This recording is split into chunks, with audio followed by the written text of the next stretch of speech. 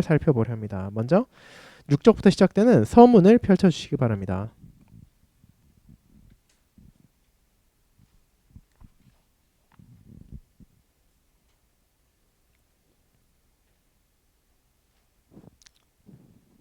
네, 한 문단씩 돌아가면서 읽도록 하겠습니다. 서문. 성공적인 기업 지도력에 관한 책은 많이 나와 있습니다.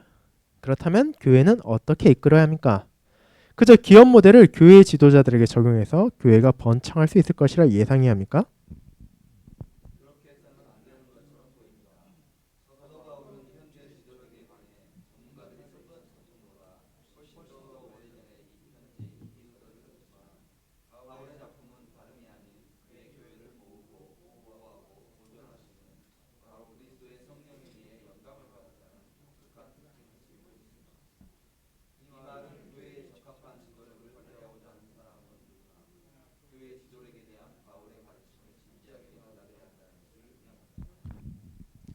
이 책은 오늘날의 독자들이 바울이 디도에게 보낸 편지를 읽어 내려가는 데 도움을 제공합니다. 이 과정에서 다음과 같은 질문을 다루고자 합니다.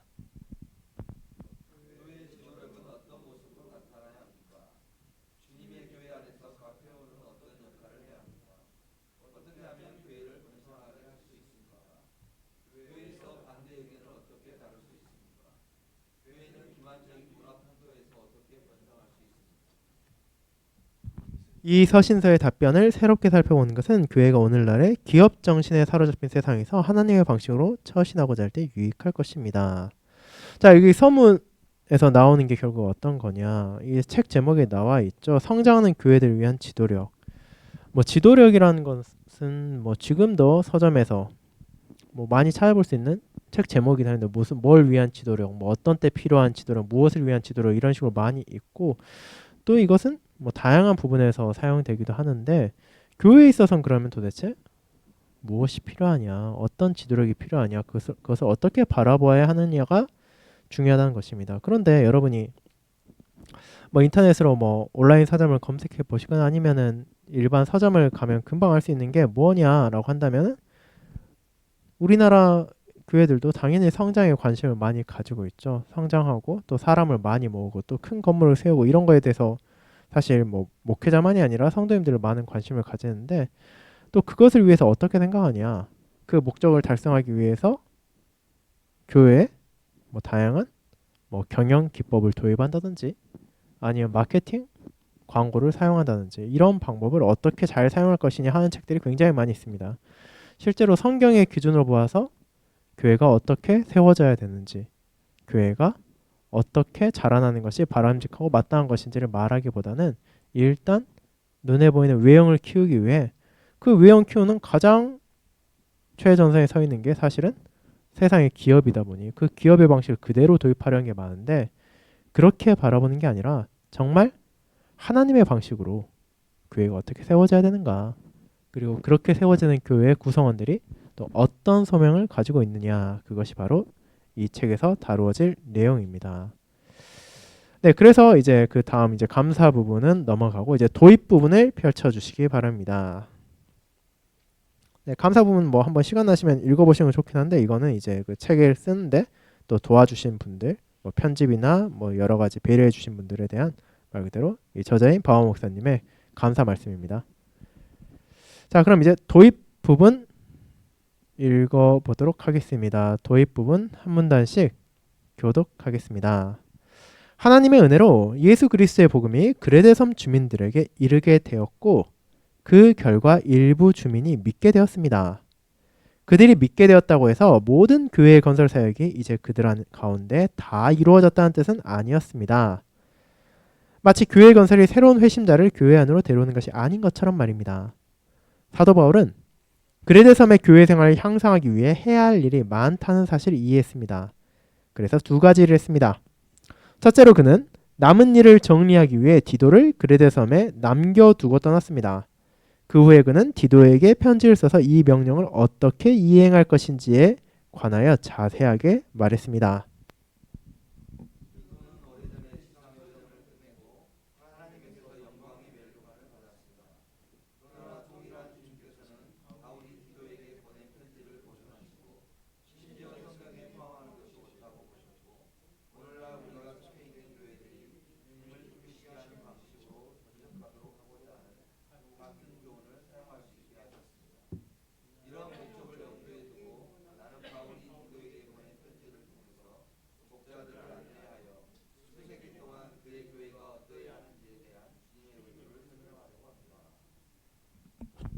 그러나 단순히 바울이 디도에게 보낸 편지를 읽는 것만으로는 주님께서 그의 교회가 어떻게 기능하기를 원하시는지 알 수 없습니다.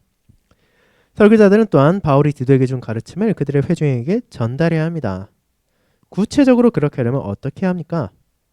우리가 함께 디도서를 읽기 시작하기 전에 오늘날 설교자들이 어떻게 설교를 준비해야 하는지에 몇 가지 관심을 기울이고자 합니다.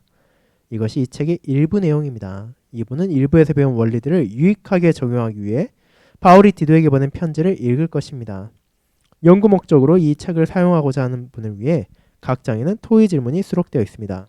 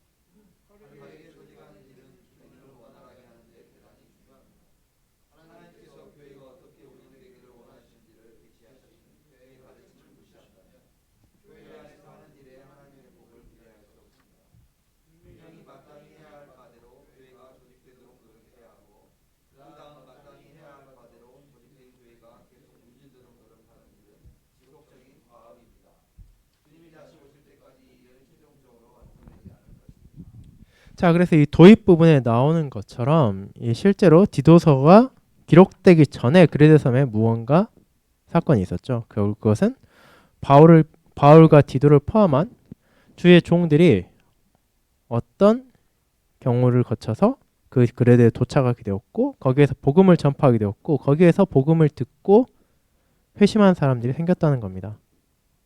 근데 교회 건설이 사실은 그 사람들이 회심하면 그걸로 끝 이게 아니죠.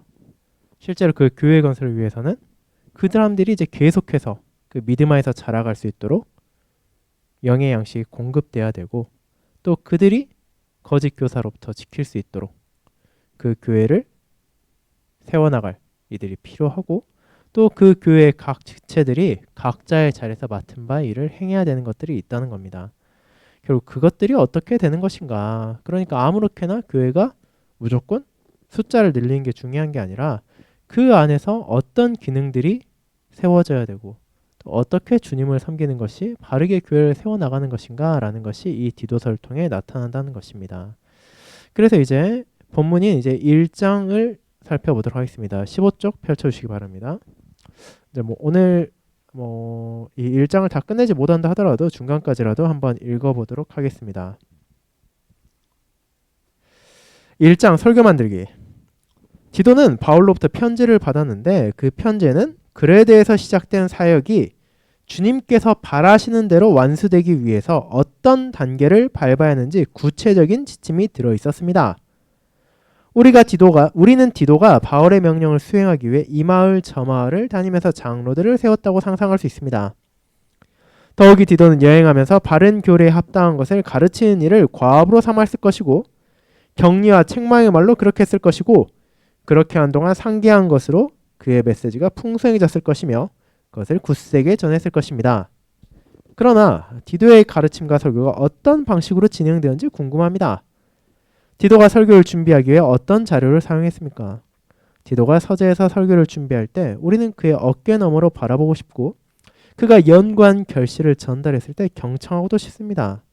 이런 경험을 통해서 참으로 많은 유익을 얻었을 것이라고 우리는 생각합니다. 자, 그래서 이제 바로 다음 문단에 나오지만 실제로 디도가 분명히 바른 교훈을 전하고 즉 설교를 했을 것이지만 그 설교 중에 남아있는 것은 하나도 없습니다.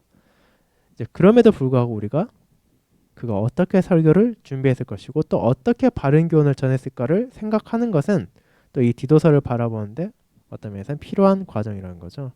그리고 그 설교 만드는 과정은 분명히 오늘날의 목회자들과 원칙에 있어서는 같을 것이지만 또 여러 가지 방편에 있어서는 많이 달랐을 것입니다. 그것이 어땠는지 또 다음 문단을 보도록 합시다.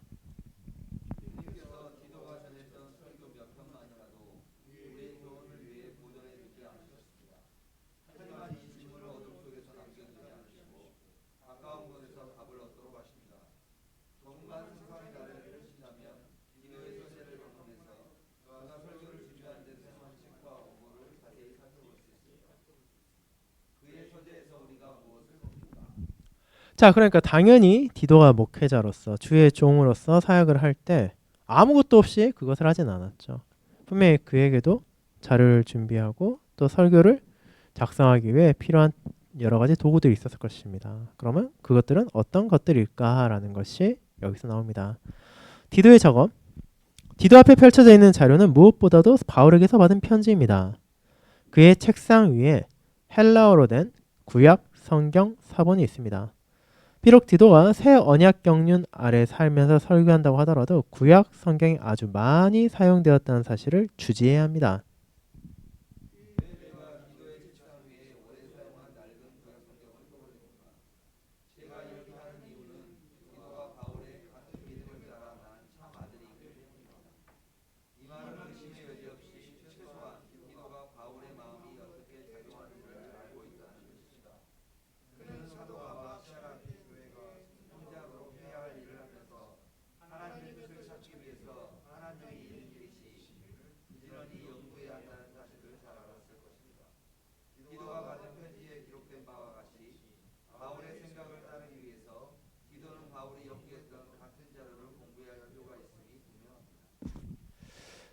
자, 그래서 이제 디도의 작업, 디도에게 이제 가장 중요한 자료는 무엇이었을까라고 하면 당연히 성경이죠. 그런데 그 디도가 사용했을 성경은 오늘날 저나 여러분이 가지고 성경과는 달랐을 수밖에 없습니다. 지금 우리는 구약과 신약이 다 하나로 합쳐져 있는 66권의 성경을 가지고 있지만 지금 디도가 사용했을 때는 특히 신약 성경 같은 경우에는 아직 그 권수들이 다 모이기 아직 전이죠. 실제로 이 디도서가 쓰였을 시기를 하더라도 신약 성경 중에 안 쓰인 것도 있었을 겁니다. 예를 들어 요한계시록 같은 경우에는 가장 마지막에 쓰였을 것이 생각한다면 아직 그 요한계시록 부분은 당연히 없었을 것이고 또 예수님께서 하신 말씀들이 당연히 디도도 전에 듣고 배웠을 것이지만 또 마태복음, 누가복음, 마가복음, 요한복음 이제 복음서의 형태로 가지고 있었을지는 알지 못합니다. 그렇기 때문에 이제 가장 핵심적인 부분은 구약 성경이 될 것이고 그 외에도 당연히 예수님께서 자신의 제자들에게 전하신 말씀을 전에 듣고 또 그리고 이제 바울이나 다른 사도들로부터 받은 편지들이 있다면 또 그것들도 참고했을 것입니다. 바울이 디도에게 보낼 편지를 준비하면서 구약 성경을 공부했다는 사실을 제가 그토록 확신한 이유는 무엇입니까? 다음 사항을 고려해 보십시오.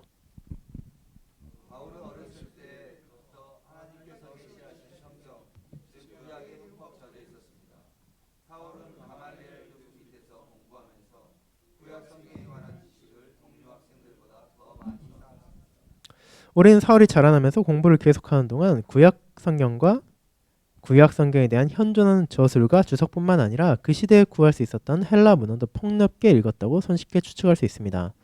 어쨌든 그 디도서 1장 12절에 나오는 헬라 시인 에피메니데스의 말을 서슴없이 인용할 수 있었습니다.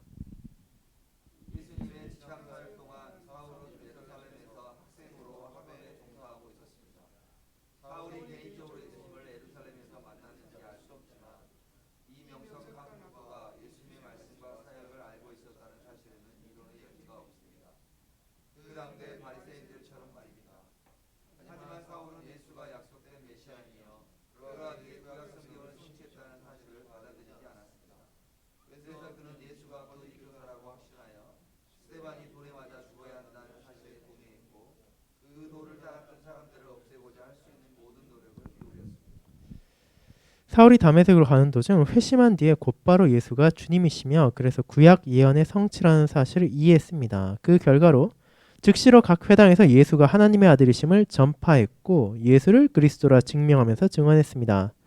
여기에서 구약 성경의 광범위한 연구와 예수의 가르침과 사역에 대한 사전의 친숙한 지식이 갑작스럽게 결실을 거두었습니다.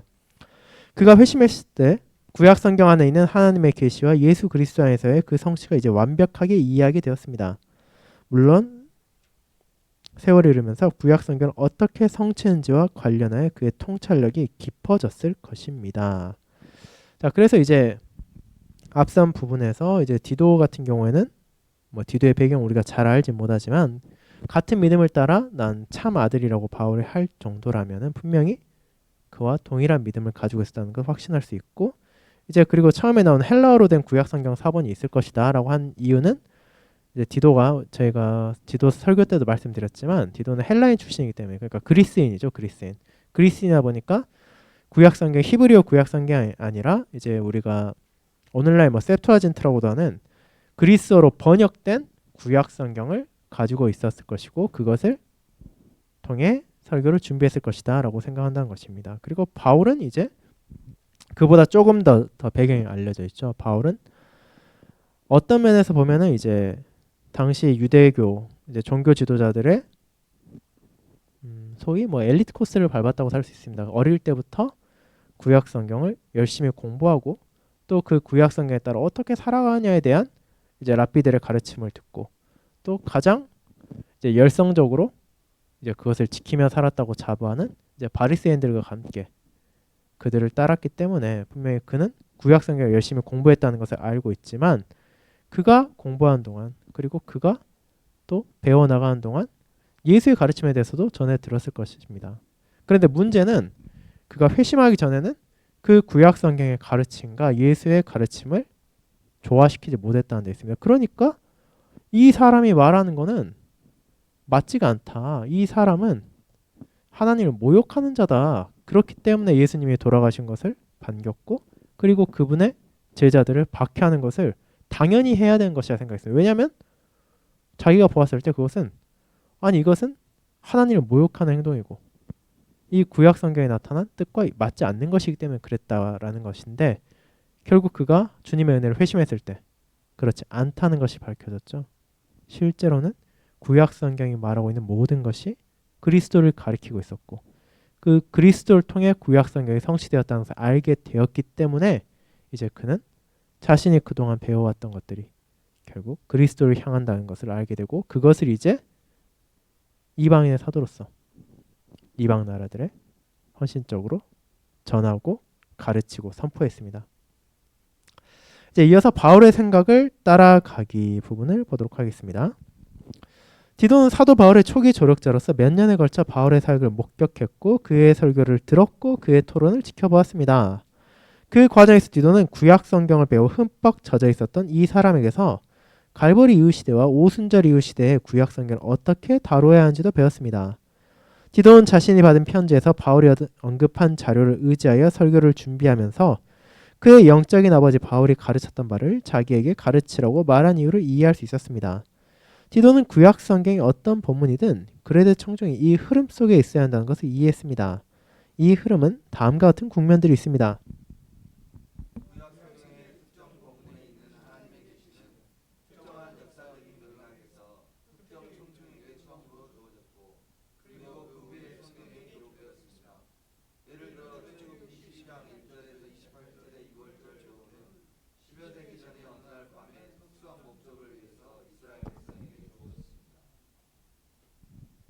나중에 기록된 구약 성경은 이전 본문에서 계시한 바를 확정하고 명확하게 성취했습니다. 예를 들어 이스라엘이 시내산에 도착한 지 몇 달 후에 하나님께서 모세에게 유월절에 대한 계시를 자세히 가르치라고 지시하셨습니다. 세월이 흘러 잠재적으로 여러 가지 확장 혹은 설명이 더해졌을 것입니다. 그래서 모세는 광야에서 40년 동안 체류하고 난 뒤에 유월절에 대해 더 많은 말을 보탰고 요시야, 에스라, 에스겔은 얼마 뒤에 이 성례에 대해 더 많은 말을 기록했습니다. 이러한 확장은 특정 청중을 대상으로 했으며 특정 역사적 맥락에서 발생했습니다.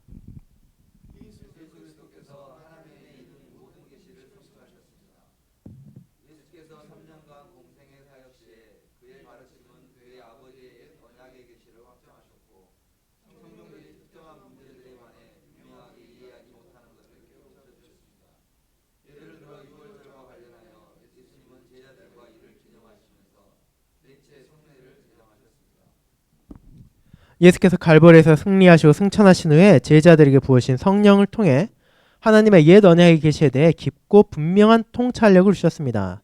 이 통찰력은 성경이 어떻게 그에게 성취되었는지를 끌어냈습니다. 오순절에 전달한 베드로의 설교는 이에 대한 분명한 신뢰가 됩니다.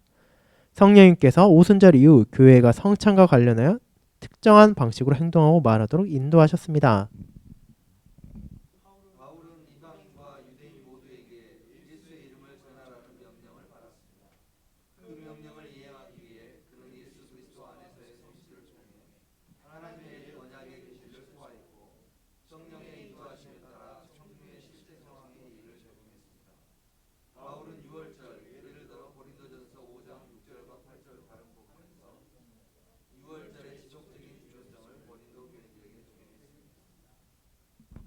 디도는 바울의 가르침을 받았고 이를 가지고 그레데라는 구체적 상황 속에서 사역했습니다. 밝혀진 바대로 그의 편지에는 유월절에 대한 직접적인 언급은 없습니다. 하지만 만일 있었다면 디도는 유월절에 대해 언급한 모든 구약 성경 본문과 예수께서 성찬에 대해서 말씀하신 바와 오순절 이후의 교회가 지금까지 이 지시를 어떻게 수행했는지를 진지하게 받아들여야 했을 것입니다.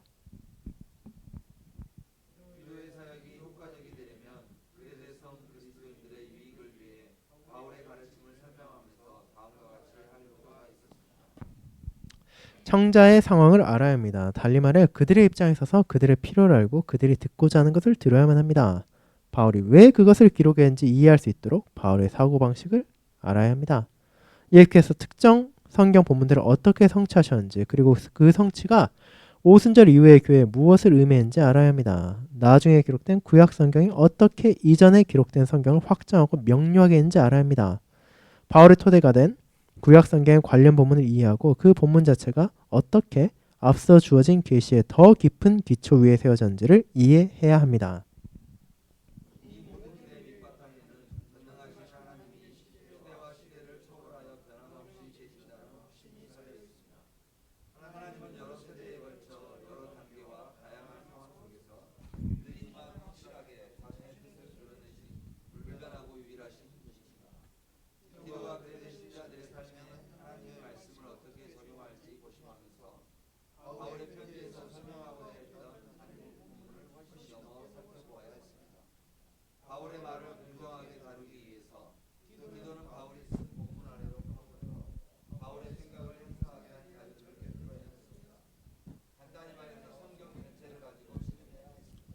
물론 디도 이후에 살았던 설교자들은 이 과정에서 한 걸음 더 나아가야 합니다.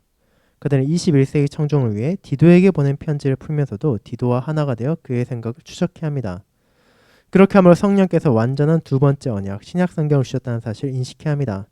즉 바울이 디도에게 보낸 편지를 해설하는 설교자는 과거를 돌아볼 뿐 아니라 주변과 심지어 내다볼 일도 살펴야 합니다. 이제 이 부분이 조금 어렵게 느껴질 수 있는데 여러분들이 조금 더 친숙한 용어로 말하자면 이게 오늘날 말하는 구속사적 설교 방식과 아주 큰 연관이 있습니다. 구속사적 설교 방식이란 결국 무엇이냐라고 한다면 하나님, 이 성경이 결국 하나님의 말씀이고 하나님의 구속사역이 어떻게 계획되고 어떻게 이루어지고 어떻게 성취되는가를 가리키는 것이라면 또 그에 관해 설교하는 설교자들은 성도들에게 각각의 성경들이 이 다음 문단에 이 다음 이제 대지에 나오는데 그냥 하나의 동떨어진 점들로 있는 게 아니라 말 그대로 하나의 흐름 안에 있는 것이라는 것을 깨닫고 당연히 이 문맥 안에서 1차적으로 주어진 신자들에게 구약 성경이라면 뭐 구약 시대 이스라엘 백성들에게 혹은 신약 성경이라면 신약 성경 뭐 특정한 교회나 특정한 제자들에게 그들에게 어떤 의미가 있었는지를 먼저 살펴보고 또 그것이 어떻게 우리에게까지 연결이 되는지를 알아보고 또 그리고 그런 과정 안에서 우리가 어떻게 그리스도를 바라보고 또 그분의 영광을 소망하게 되는지를 이해해야 된다는 겁니다. 그리고 그것이 오늘날의 목회자만이 아니라 사실은 이 신약시대 디도를 포함한 주님의 종들에게도 동일한 과정이 있었다라는 것을 여기서 살펴보게 됩니다. 그래서 이제 이 디도서에 관한 부분, 이 1장을 지금 살펴보았는데 1장 이제 나머지 부분은 이제 다음 주에 또 살펴볼 예정입니다. 그래서 이 부분은 조금 약간 어렵다 느껴질 수 있는데 이것도 역시 이 디도서의 배경이라 생각하고 또 기억하시면 좋을 것 같습니다. 디도서라는 게 갑자기 하늘에서 떨어진 게 아니라 디도가 또 그가 사역을 하는 도중에 받았고 또 바울 역시 사역을 하는 도중에 기록한 것이고 그들이 그럼 어떤 방식으로 사역을 했는지 또 어떻게 주의 말씀을 전하고 있었고 또 어떻게 섬겼는지를 살펴본다는 것은 결국 또 우리가 교회 안에서 어떻게 또 목회자들을 바라보고 또 그 설교를 받아들일지와도 연결이 되어 있는 것이기 때문에 이 배경을 우리가 함께 살펴보았습니다. 그리고 다음 수요일에 이제 이 1장의 남은 부분을 다 살펴보고 또 시간이 된다면 2장까지도 나아가 보도록 하겠습니다. 네, 그러면은 주님께서 가르쳐 주신 기도드리고 오늘 수요 모임을 다 마치도록 하겠습니다. 다 함께 주기도문 기도하도록 하겠습니다. 하늘에 계신 우리 아버지여, 이름이 거룩히 여김을 받으시오며 나라가 임하옵시며 뜻이 하늘에서 이룬 것 같이 땅에서도 이루어지이다. 오늘날 우리에게 일용할 양식을 주옵시고 우리가 우리에게 죄 지은 자를 사하여 준 것 같이 우리 죄를 사하여 주옵시고 우리를 시험에 들게 하지 마옵시고 다만 악에서 구하옵소서. 대개 나라와 권세와 영광이 아버지께 영원히 있사옵나이다. 아멘. 네, 또 오늘 모임 참여해주셔서 감사합니다. 또 다음 수요일에 함께 또 뵙도록 하겠습니다. 감사합니다.